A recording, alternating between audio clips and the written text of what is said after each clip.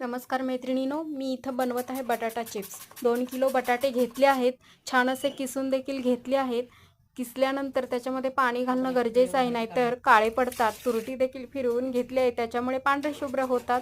इकडे पाणी गरम करून घेतलं आहे, चवीपुरतं मीठ घालून शिजवून घेऊन एका पेपरवरती प्लास्टिकच्या छान पसरून घेतले आहेत व संध्याकाळी बरोबर 6:30ला तुम्ही बघू शकता आपले हे चिप्स मी सर्व एका परातीमध्ये काढून घेतले आहेत व रेडी आहेत।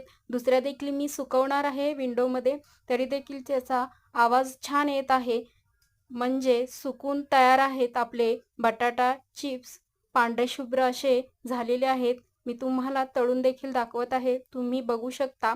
उपवास असो की नसो, आपल्याला चिप्स खायला आवडतातच। घरच्या घरी उन्हात जायचं टेन्शन नाही, घरातच बसून घालायचे। ऊन किती लागते तुम्हाला माहिती आहे, घरातच बसून तुम्ही घालू शकता व दुसऱ्या दिवशी सुकवून घेऊ शकता। आपले तयार आहेत इथे बटाटा चिप्स। व्हिडिओ आवडल्यास लाईक करा।